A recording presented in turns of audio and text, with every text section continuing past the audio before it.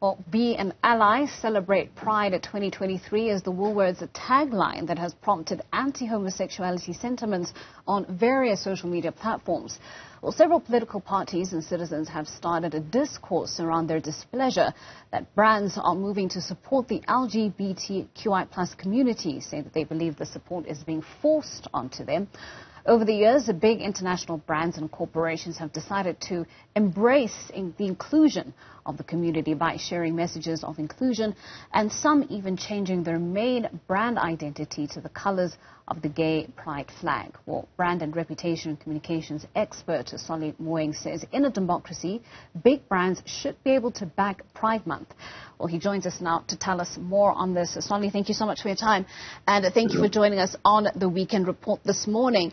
The trend that we've been seeing in modern times is consumers calling on big brands to support campaigns for inclusivity, putting that pressure on big business to be seen to be backing the LGBTQI plus community. In South Africa, you know, the inverse seems to be happening. We've got consumers threatening to boycott brands that are doing that. What do you make of that? It's unfortunate because there was a time when these communities were the black people, okay?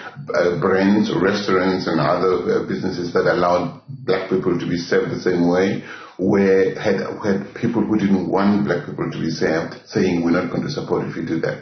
We forget where we come from as individuals, as human beings. I think that it's nonsense to act against the rights of other people and to come up with all this emotional stories about what LGBTIQ plus people do, which are not true. I mean, I've heard people say, well, people are going to stop milking babies. All men are going to sleep with all men. All women are going to sleep with all men. They're going to impact children. Being gay or lesbian is not a transmissible disease. It's silly what people are saying. I think that it's okay for people to be who they are. We can't stop them. What do you want to do with them? Throw them in jail? Kill them? Just push them underground? For what purpose?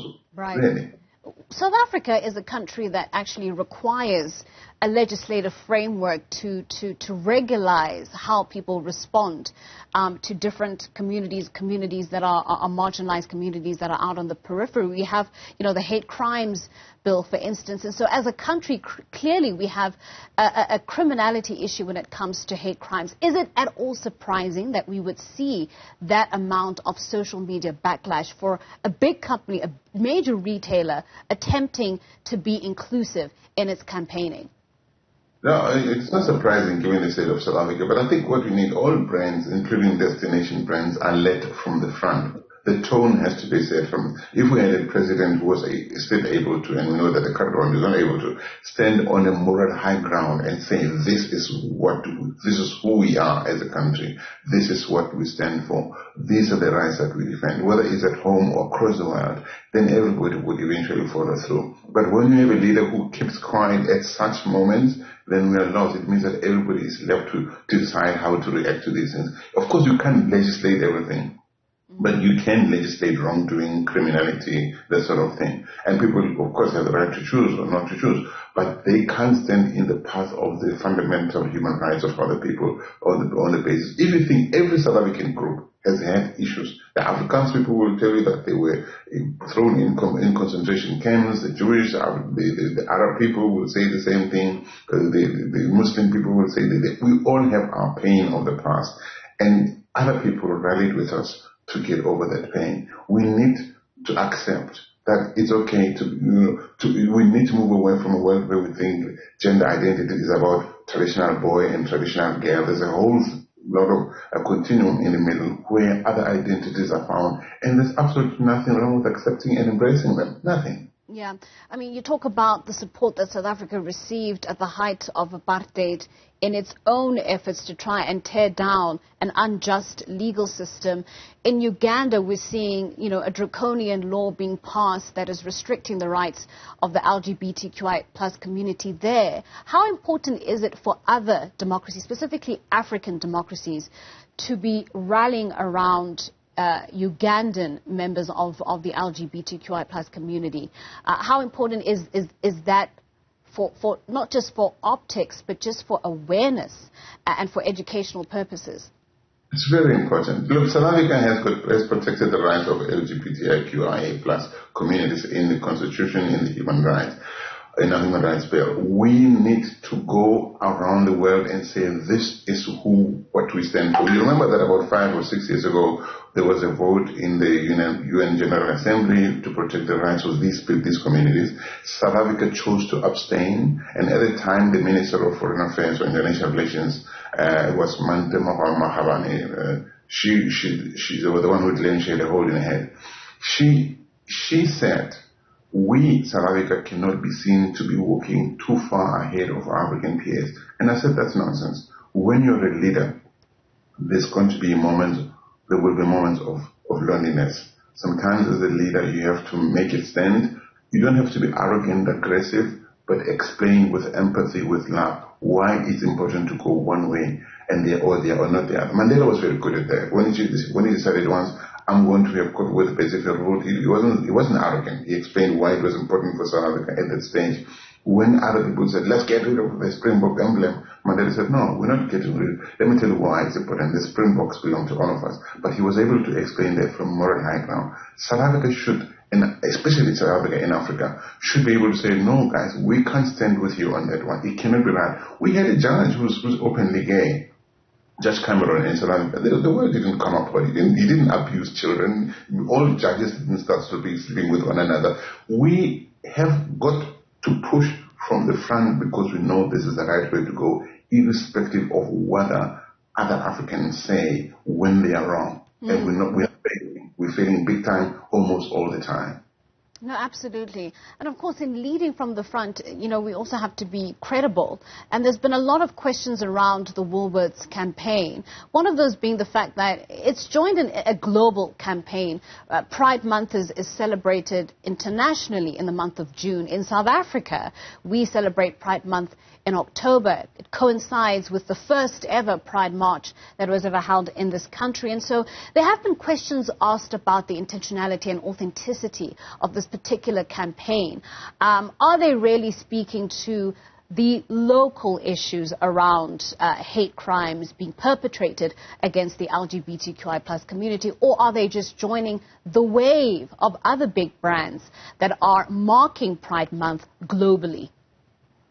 Well, it's an interesting question. I absolutely love it. I think that there's one thing about whether or not we safeguard the space for LGBTIQ+IA plus communities to be who they are. That's one thing. The other thing is what localization in terms of content do we encourage them to have? We need to say, yeah, that's great. It's a global phenomenon. People all over the world are gay. Even in Arab countries where they claim these people don't exist. Even in African countries where they claim these are un-African. But how do we localize? What are the key issues facing South Africans, especially South Africans who are LGBTQIA+, whether they are in rural communities or in the cities and towns and peri-urban areas? How do we make sure that the messages that we send out there in terms of inclusivity and extending the rights and the freedoms and the space for these people to express themselves, to be who they are, touch the issues that are relevant to South Africa? I think that's a conversation we should be having instead of saying, oh, you're pushing these things in our faces. Excuse me. We go to Woolies, we buy stuff that's halal. I'm not a Muslim. I am not religious at all. Why must they impose stuff that they paid for? I am paying for halal certification. I'm not complaining about that. I'm saying, well, this is who we are as a country. That we are diverse. We live with one another. So why can't we do the same thing? Why are people saying the gay thing is being posed in their faces? It's a nonsense. People must need to grow up.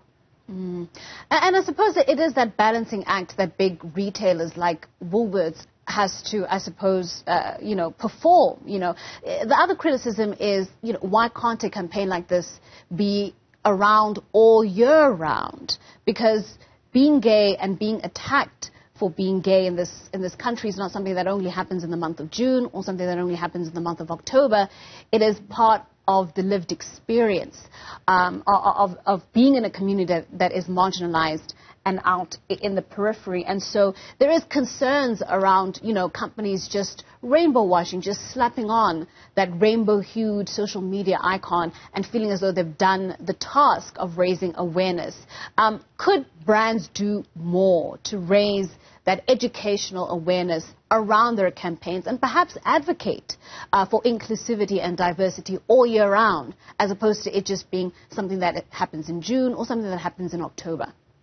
Well, we have, for instance, Women's Month, Mother's Day, Father's Day. Well, I think that, of course, all this LGBT stuff, we should be campaigning, advocating for them all year round, especially in a country like South Africa where there's so much pain in so many communities, sub-communities, right? But it's okay to have a festival once a year, say today. Now, like we have Women's Day, what we do, on Mother's Day, on what we do, on Father's Day, what we do, doesn't mean that other days we don't do those things. So I think there should be nothing wrong with choosing a day, a period, a month in a year to say, okay, we're going to push emphasis on this thing, celebrate it, highlight it. But you can't celebrate everything all of the time. Then the message gets lost. You've got to be if you're going to run a campaign, if you're marketing, you're going to have 25 messages in your campaign message. People are going to be lost about which one, what you really wanting to communicate out there. So it's okay. We should promote inclusivity throughout the year. The leaders of the country, Ramaphosa, who is the president, for all intents and purposes, must be the one who every day talks about inclusivity, especially in a country as diverse as South Africa is. You need to touch on these things all year round, but it's okay to have specific festivals dedicated to them once a year. Yeah. Obviously, in terms of our laws and legal frameworks, our constitution is celebrated worldwide. And I think sometimes as South Africans, we sort of rest on our laurels because of how progressive our constitution is. But we need only think about what happened in the U.S. with Roe versus Wade and how easily laws can be overturned and changed. And we can find ourselves right back in a position where certain people's rights and their bodies are again up for subject matter and up for conversation. We've got political parties within our political landscape that have vehemently said they do not celebrate and do not support Pride Month. So that debate is still alive and well in South Africa's discourse. How do we ensure that, we don't lose track of what we've achieved and the progress that we've made in ensuring the lives and rights of all peoples who live in this country? Yeah, first of all, I need to say this. This line that the South Africa's constitution is celebrated all throughout the world is lies, okay? It used to be true in the early years of our democracy. People are not going to just celebrate the document in separation from what's going on in the country. South Africa is messed up. Okay, that's the truth. South Africa needs changes, even constitutional changes. With too much powers invested in the presidency, they have to go. We have to change all this stuff. So it's nonsense. It's not true to repeat the thing that the whole world is celebrating South Africa's constitution. Okay, well, that's one thing. The other thing is that we need South Africans to remember the pain, all of us, whether it's collective pains, the communal pains that we come from. We need to remember, to never forget. But we also need a kind of leadership that ensures that over and above all the other service delivery, all the other work that normal governments at local, national governments levels do, we have a project to always work together. We have a project to never forget that we're diverse people. Social cohesion is important. The diversity of South Africa is where the true wealth of our country lives. Okay, because that's the different communities are interested. Some people are interested in plants, in endangered species. Some people are interested in human rights, in women's rights, children's rights. Some people are scientists. So this diversity makes us rich potentially, but it needs to be managed and empowered and given the space it must be. Instead, we have allowed political opportunists to come in the space and use this diversity as a weapon to divide us further because it serves them. So we, the people, we need to remember that whatever else we may disagree on in South Africa, we have a wealth of diversity, and we have to accept it, to acknowledge, tolerate one another, to live with one another. There's nothing wrong with somebody being gay or Muslim or Christian or non-believing or secular humanist. I'm a secular humanist.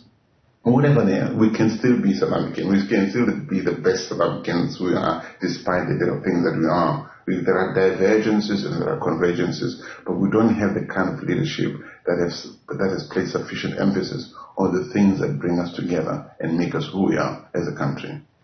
All right, well, Solly, thank you so much for coming on to the Weekend Report and sharing your insights with us. That's a brand and reputation management and communications expert, Solly Moeng.